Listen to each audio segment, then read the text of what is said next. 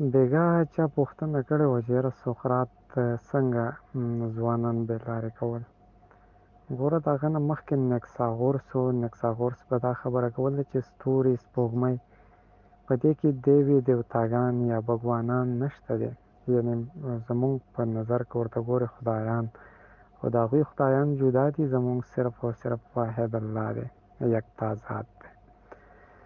د هغوی خو په زرګونو په کروړونو باندې خدایان دي د هغوی په نظر کې.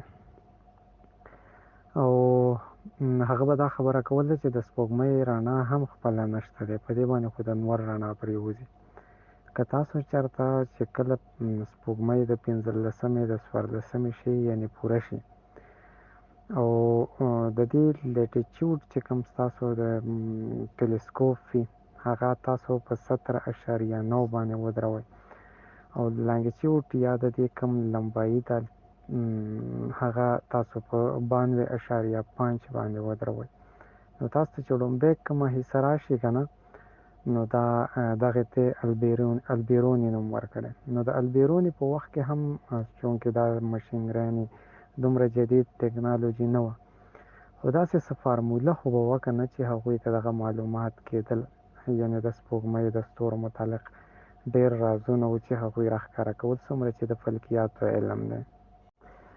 البیروني دا د محمود غزنوي په دربار کې او اوس خپلې موضوع ته راځم. ګوره نکساغورس به دا خبره کوله، نو هغه باندې دا فتوا لګېدلې وه چې یاره دا ملحد دی. دا ملحد یوازې په مسلمانانو کې نه دی ښه، لکه څنګه چې د هندوانو خدای ته نه مني نو هغوی ته باندې د الحاد فتوا لګوي. دغه شان د یونانیانو چې کوم خدایان دي د هغوی په نظر کې او هغه ته نه مني نو هغوی ته باندې د الحاد فتوا لګوي.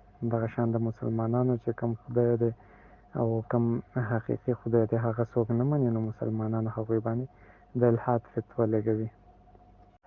زه وایم د سقراط چې کوم سوالونه و یا د هغه کومې خبرې وې، نو که په هغه وخت کې قرآن مجید موجود وي او چا ورته ښودلی وی، نو شاید چې هغه د مخې سره منلی وی، د هغه ټول سوالونه په دې کې حل شوي وي. ډېرې زیاتې خبرې داسې دي چې هغه په قرآن مجید کې شته.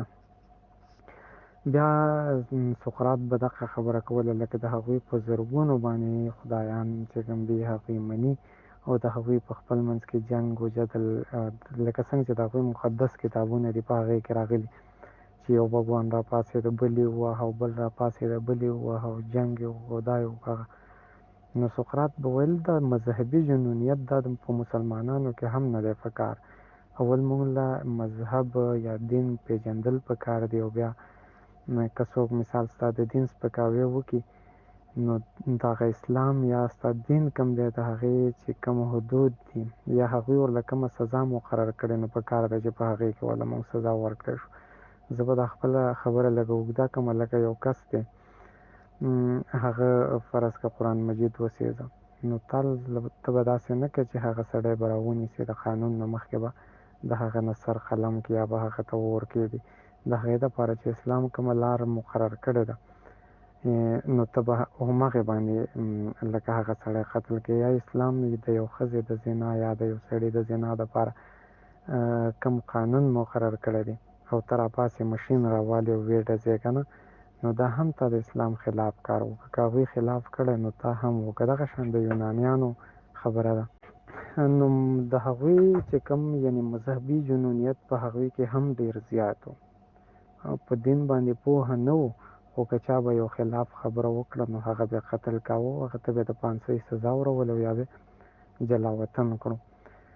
نو سقراط هم خلک د دغې نه رامنې کول، یعنې ډېرې داسې خبرې وې چې د هغې نه رامنې کول، کوم چې مذهبي جنونیت دی. دویمه خبره دا ده چې هغه خلک علم ته متوجه کول. لکه یو سړی و د هغه زوی لوهار و، یعنې د لوهار سره به یې کار کاوه، نو ده ورته وویل چې ته علم کوه. هغه به د سقراط سره کېناسته، نو پلار به یې ویل چې یاره زما واحد دغه یوه ذریعه ده چې زوی مې پیسې ګټي او هغه رانه سقراط بې لارې کوي. یعنې داسې خبرې وې چې هغې که شاید چې سقراط ته ګناه وه هم نه. او سقراط ورته ویلي و چې تاسو علم وکئ، پیسې ډېرې، تاسو ته به د هر طرفه پیسې راځي.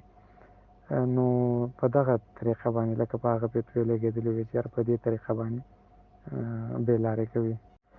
د الیسبایډس چې کومه دی کوم چې یعنې په فوج کې و د دښمنانو سره ملاو شو او ملاو هم ځکه شو چې هغه جنګ وبایللو بیا په خپل ملک کې یارېده چې شاید چې ماته پانسي واوروي چې یاره تا ملک وبایله ستا دومره فوج مړ شو نو هغه د دښمنانو سره ملاو شو نو هغه د سقراط شاګرد نو بیا به خلکو ویل چې یاره دا سقراط بې لارې کړی یو خو د سقراط نه بګوانان خفه دي بل هلکان د خپل ملک او د خپل دین مذهب خلاف کړي دي نو دغه خبرې وې په دغه فتوې پې لګېدلې